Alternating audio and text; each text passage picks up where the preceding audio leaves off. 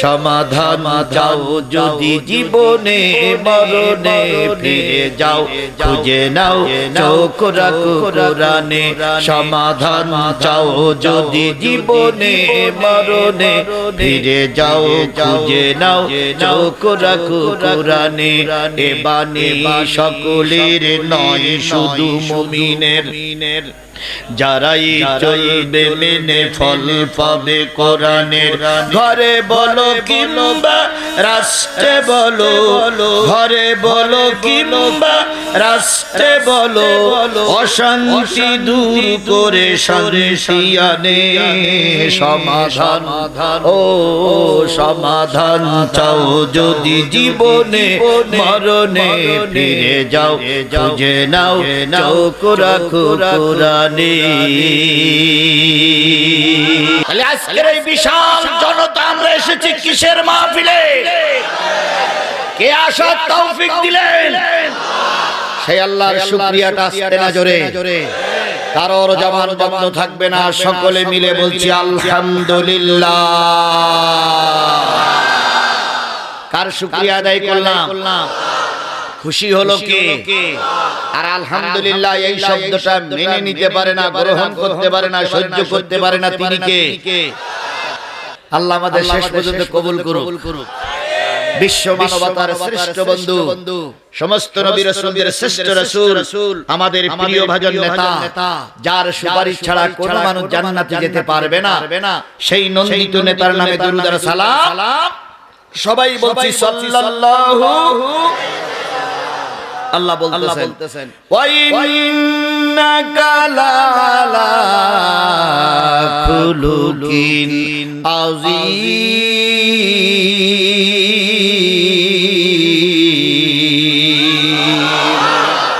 ওগো নবী, আমি আপনাকে সর্বোত্তম চরিত্রের অধিকারী বানিয়ে দুনিয়াতে প্রেরণ করেছি। বলুন তো নবীর চাইতে ভালো মানুষ আর সমাজে কেউ ছিল? নবীর চাইতে ভালো মানুষ সমাজে আর কেউ আছে? নবীর চাইতে ভালো মানুষ কিয়ামত পর্যন্ত যদি তালাশ করা হয়, দুর্ভিক্ষণ অনুবীক্ষণ যন্ত্র সব নষ্ট হয়ে যাবে। নবীর চাইতে ভালো মানুষ তালাশ করে পাওয়া যাবে না। সেই নবী ধর্ম প্রচার করার জন্য মার খেয়েছেন না খাননি? জেল খেটেছেন না খাটেননি? মক্কা থেকে হিজরত করে মদিনায় যেতে হয়েছে না হয়নি? তায়েফের ময়দানে রক্ত দেওয়া লেগেছে না লাগেনি? তাহলে সেই নবীর ধর্ম পালন করার জন্য নবীকে মার খেতে হয়েছে। তুমি আর আমি একই ধর্মের কথা বলি, কিছুই হয় না, জেলও হয় না, মাইরও হয় না, কেউ বেকাসুকি তাকায় না। তাহলে বুঝতে হবে নবীর ধর্ম প্রচার আর তোমার আমার ধর্মের প্রচার, নবীর কালেমা আর তোমার আমার কালেমা এক হচ্ছে না।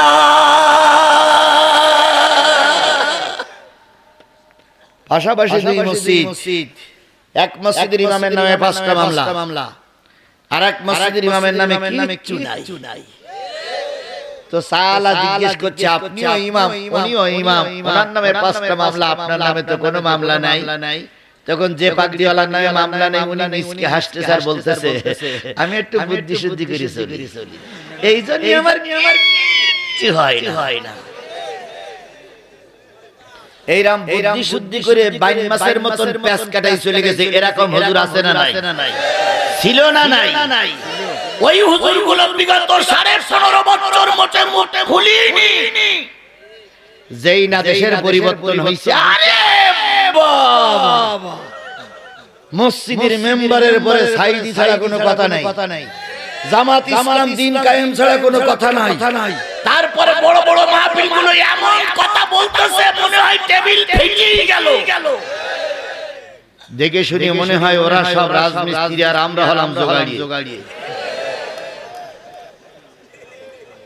কি কথা বলেন?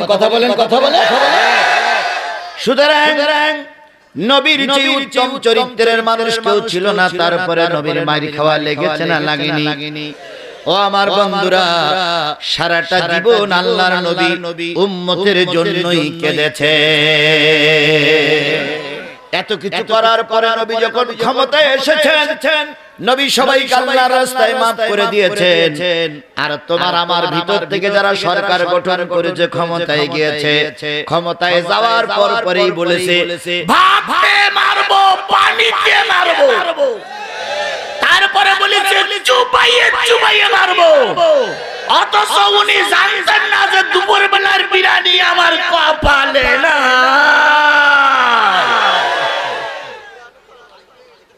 কথা বলেন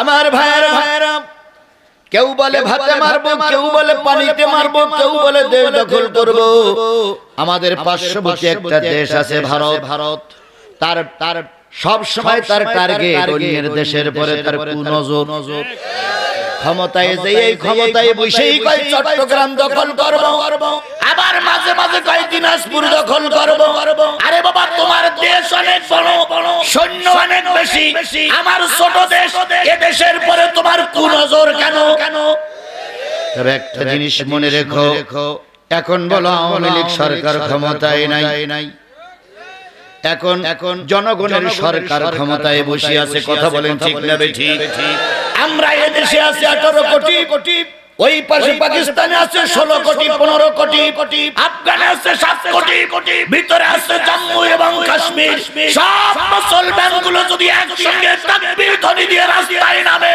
ভারত শুনে রাখো মোদির বাচ্চা শুনে রাখো জুতির গিরে দেওয়ার সময় পাবা না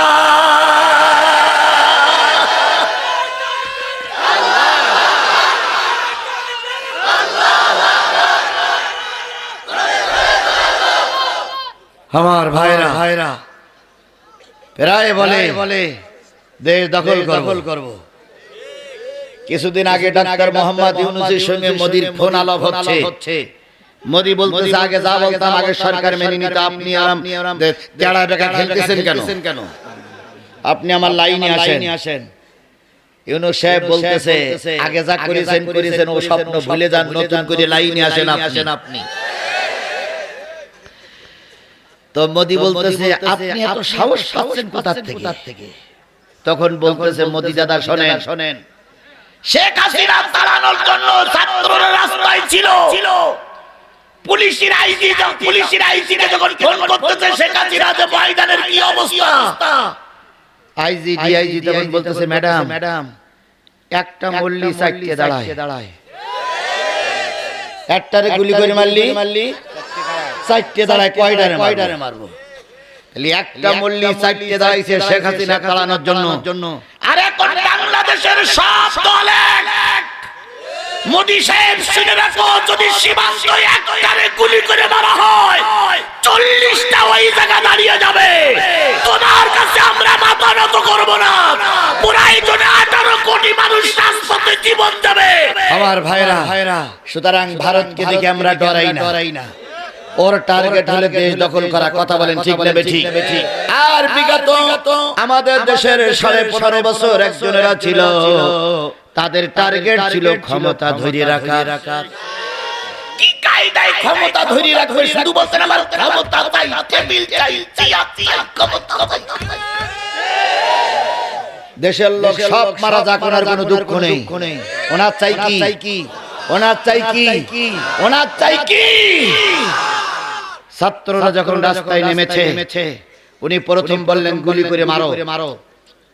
করে মারা হলো পরের দিন আরো রাস্তায় নেমে আসলো কি খবর ম্যাডাম আরো রাস্তায় নেমে আসছে গুলি করো তো গুলি আরো করা হলো কয়েকদিনের ভিতরে আবু সাইদ মারা গেল রাজপথে মানুষ পিঁপড়ার মতন নাজিল হইল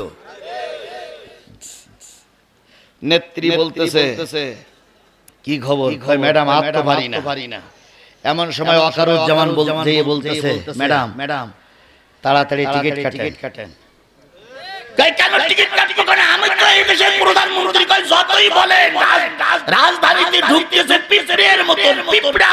পিঁপড়ার মতন মাত্র 45 মিনিট সময়ের ভিতরে যদি আপনি না পালান জনগণ আপনারা আলু ভাতটা গুলি ফেলবে তখন উনি আবার বাবুসির বলতেছে আমার বিরিয়ানি বাবুসি বলতে ম্যাডাম বিরিয়ানি খাওয়া হবে না কয় এত কায়দার বিরিয়ানি, সুন্দর বিরিয়ানি রান্না করলাম, ছাত্রদের মেরে বিরিয়ানি খাবো। বাবুসি বললেন ম্যাডাম তাড়াতাড়ি কেটে পড়েন। তাহলে এনার টার্গেট হলো 31 না 41 সাল পর্যন্ত থাকবে। ওনার টার্গেট ছিল দেশ দখল করবে। পক্ষান্তরে আমার নবী ছিলেন মানবতার কল্যাণের জন্য। কথা বলেন ঠিক না ঠিক? আমার নবী যখন পৃথিবীতে এসেছিলেন সেই মাসটা ছিল কোন মাস? আর একটু জোরে বলেন কোন মাস? কি বার? যখন তিনি পৃথিবীতে এসেছিলেন তখন রাত না দিনও নয় রাতও নয়, রাত শেষ হয়ে যায়নি, দিনের সূর্য এখনো মাথা উঁচু করে উঁকি মেরে দাঁড়ায়নি। এমন সময় বিশ্বের সবচেয়ে ভালো মানুষটি, বিশ্বের সর্বশ্রেষ্ঠ মানুষটি দুনিয়ার মুখ দেখলে আমেনার কোল জুড়ে চাঁদের মতন ফুটফুটে একটা সন্তান দুনিয়ায় নাজিল হলো। আল্লাহর নবী যখন পৃথিবীতে এসেছিলেন, আমার কুষ্টিয়ার মুসলমানেরা নবীর ঘরে লণ্ঠন জ্বালানোর মতন তেল ছিল না। উম্মে হানির বাড়ি ছিল একটু দূরে। উম্মে হানি সংবাদ পাইলেন আব্দুল্লাহর কলিজার টুকরা আমেনার পুতুলি, নয়নের পুতুলি দুনিয়া এসেছে। উম্মে হানি এসে বললেন, ও ভাবিজান, ঘরটা অন্ধকার কেন?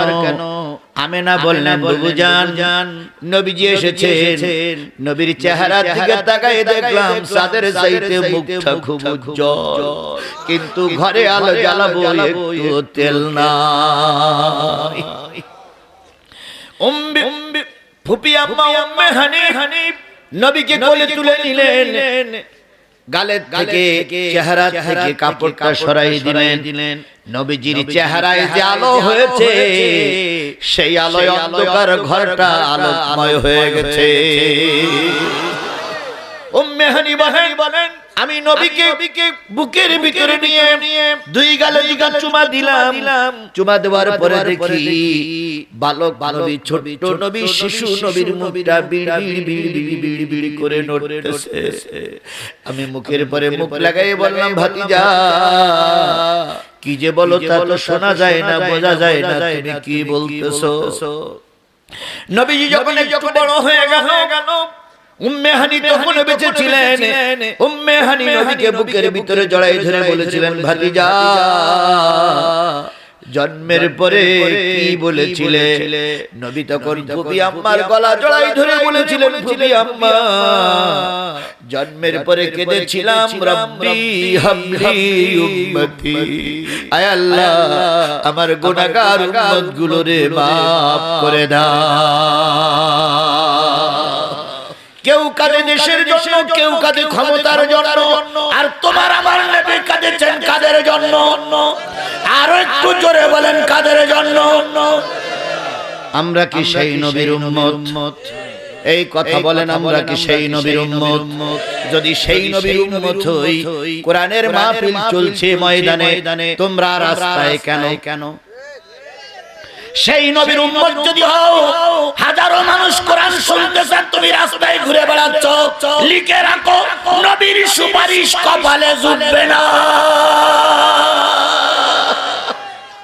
এবার বলুন তো, আল্লাহর নবী দিন প্রচারের জন্য উহুদের ময়দানে গিয়েছিলেন না যান নাই? এবার বলুন রাসূল উহুদের ময়দানে মার খেয়েছেন না খাননি?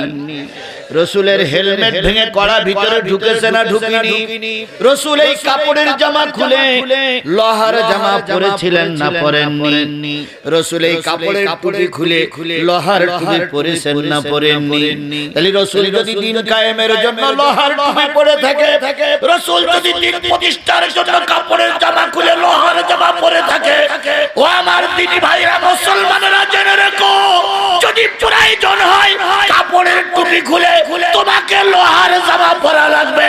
যদি প্রয়োজন হয় কাপড়ের জামা খুলে তোমাকে লোহার জামা পরা লাগবে। তবু ময়দান বাতিলের কাছে ছেড়ে দেওয়া যাবে না।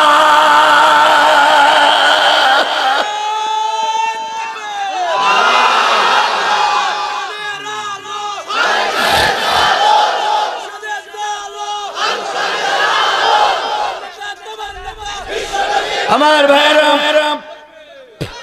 আল্লাহ নবী উহুদে গেলেন, মারি খাইলেন, শুধু মারি খাইলেন না, ভালো করে শুনেন, নবীজি গর্তের ভিতরে ভূত হয়ে পড়ে গেলেন। হেলমেটটা ভেঙে গেছে, কড়া ভিতরে ঢুকে পড়েছে। আল্লাহর নবী গর্তের ভিতরে ঢুকে পড়ে, গর্তটা এত ছোট ছিল আর উঠতে পারতেছিলেন না।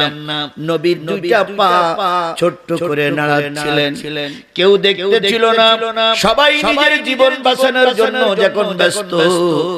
নবী গর্তের ভিতরে শুয়ে শুয়ে কাঁদতেছে, ফাতেমা বাইরে বেরিয়ে এসো, তোমার আব্বারে মনে হয় আর পাওয়া যাবে না।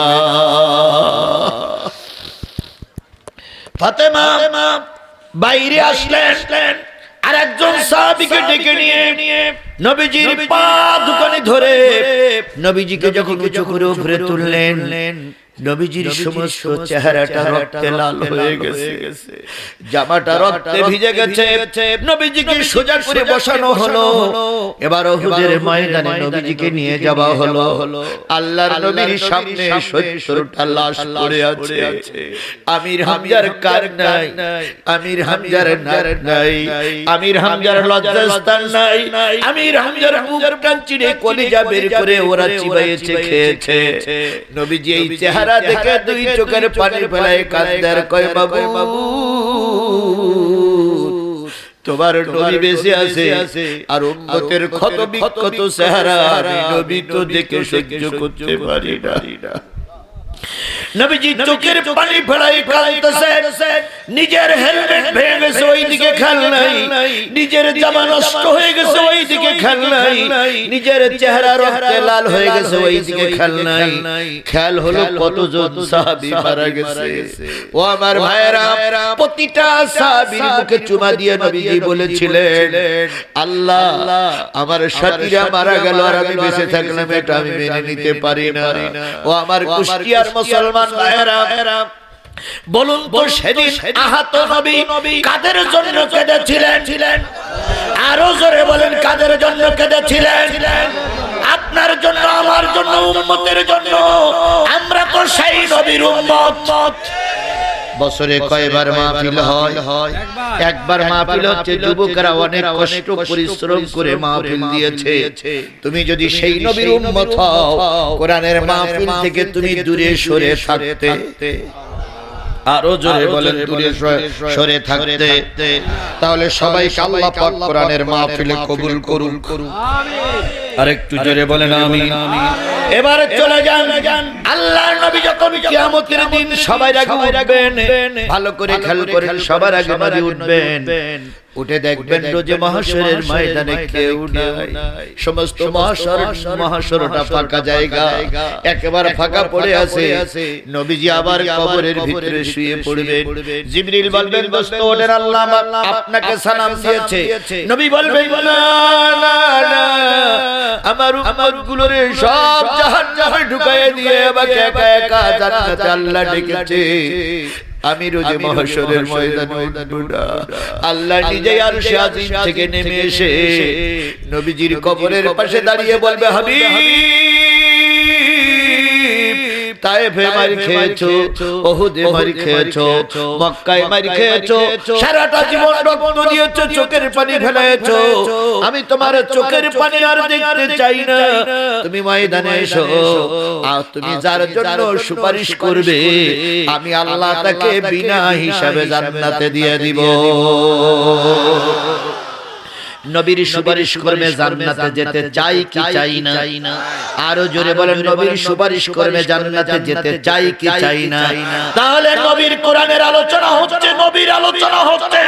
মুসলমানের বাচ্চা যদি হন, বাইরে থাকতে পারবেন না, রাস্তায় থাকতে পারবেন না, সাত দোকানে থাকতে পারবেন না। যদি থাকেন তাহলে বুঝতে হবে আপনারা সব নবীর দুশমন। আমরা নবীর দুশমন হতে চাই না, উম্মত হতে চাই। জোরে বলেন, নবীর দুশমন হতে চাই না, উম্মত হতে চাই। তাহলে যারা আমরা নবীর উম্মত, সেই নবীর নাম শোনার পরে দুরূদ শরীফ পড়া দরকার আছে না নাই? তাহলে কারোর জবান বন্ধ থাকবে না, সকলে মিলে বলছি সাল্লাল্লাহু। রসুল আমার ভালোবাসা, রসুল আমার আলো আশা, রসুল আমার প্রেম বিরহের মূল আলোচনা, রসুল আমার কাজে কর্মের অনুপ্রেরণা, রসুল আমার ভালোবাসা। সেই নবীর নামে আবারো দুরূদ আর সালাম সাল্লাল্লাহু আলাইহি ওয়াসাল্লাম। বন্ধুগণ, এই বিশাল জনতা কি শোনার জন্য এসেছেন আপনারা? আরেকটু জোরে বলেন, কি শোনার জন্য এসেছেন আপনারা? আপনারা কোরআন শুনতে এসেছেন, আমাকে ডেকে এনেছেন কি বলার জন্য? তাহলে আমি কোরআন থেকে আলোচনা করব, আপনারা কোরআন শুনবেন। কে কে আমারে ফেলাই রেখে চলে যাবেন? কেউ যাবেন না? দেখা যাক আল্লাহ কতটুক সময় আমাকে আপনাকে কবুল করে। আল্লাহ নিজেই বলেছেন, ভালো করে শুনুন, যারা দাঁড়ায় আছেন, বসে আছেন, রাস্তায় আছেন, একটু খেয়াল করো। ভাইকে ছুটি দেবো, দাঁড়াও। যারা দাঁড়ায় আছেন, বসে আছেন, যারা দোকানে আছেন, যারা এখনো বাড়িতে আছেন, তারা একটা দুটো মিনিট শুনেন, তারপরে চলে যাবেন। আল্লাহ বলতেছেন, ওয়াইজা কুরিয়াল কুরআন ফাসতামিউ লাহু ওয়া আনসিতু লাআল্লাকুম তুরহামুন। যখন তোমাদের সামনে কোরআন পড়া হবে, এই কোরআনটা তোমরা চুপচাপ বসে শোনো। কে বলতেছেন? আরো জোরে বলেন, কে বলতেছেন? আল্লাহ বললেন চুপচাপ বসে শোনো। তাহলে বসে কোরআন শরীফ শুনতে হবে, নির্দেশ কার? এখন যদি জায়গা থাকার পরে আপনারা না বসেন, তাহলে আল্লাহর একটা হুকুম অমান্য হয়ে যাচ্ছে না ভাই? আবার বসতি বলে যদি চলে যায়, তাহলে বুঝতে হবে এই লোকগুলো খুব চালাক, মানে এরা বক্তার উপরে চালাক, এরা আল্লাহর উপরে চালাক। আল্লাহ বলতেছে বসে শোনো, তুমি চলে গিয়ে কেন? তাহলে তুমি আল্লাহর সঙ্গে যুদ্ধ ঘোষণা করলে। যাও আল্লাহ বাড়ি যাওয়ার তৌফিক নাও দিতে পারে। আল্লাহ প্রতিমধ্যে মানুষের উঠাই নিতে পারে না। এখান থেকে মাস দেড়েক আগে একজন ইমাম সাহেব খুতবা দিচ্ছিলেন নরসিংদী বাড়ি। শুক্রবারের দিন বাংলা ওয়াজ করার পরে হঠাৎ করে উনি বলতেছেন, এবার আপনারা সুন্নাত পড়েন বলে দাঁড়াইছেন। দাঁড়াইয়ে পর ভুট হয়ে পড়ে গেলেন। ওই যে ভুট হয়ে পড়ে গেছে আরুটিনি। একজন মসজিদের ইমাম সাহেব, আল্লাহ পারে না।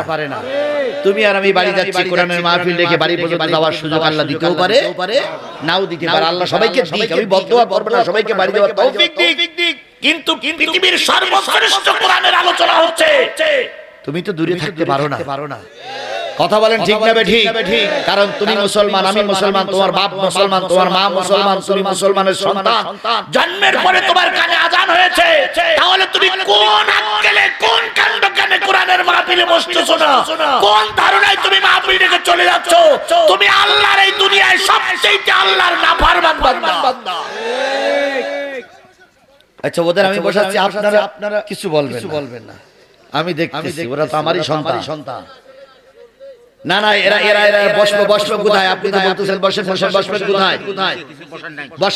ওদের বসার জায়গাটা দিবেন তো আপনি।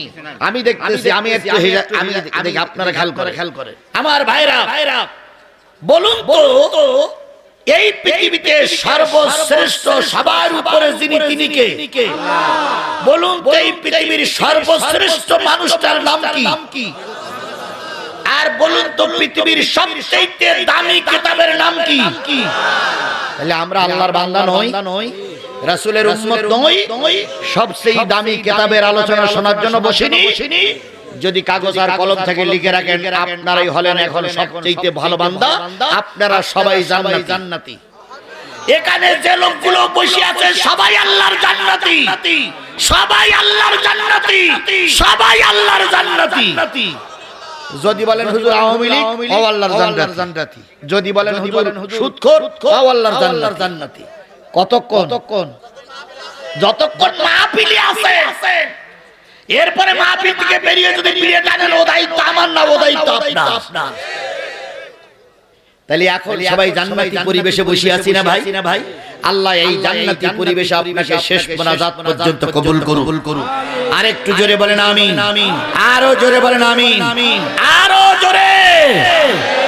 তাহলে আমরা শেষ পর্যন্ত থাকবো ইনশাআল্লাহ। আল্লাহ রাব্বুল আলামিন বলেন ওয়ালাকাদ জারানা লিজাহান্নামা কাসীরাম মিনাল জিন্নি ওয়াল ইনস লাহুম কুলুবুন লা ইয়াফকাহুনা বিহা ওয়া লাহুম আয়ুনুন লা ইবসিরুনা বিহা ওয়া লাহুম আযানুন লা ইয়াসমাউনা বিহা উলাইকা কাল আনআম বাল হুম আদাল উলাইকা হুমুল গাফিলুন।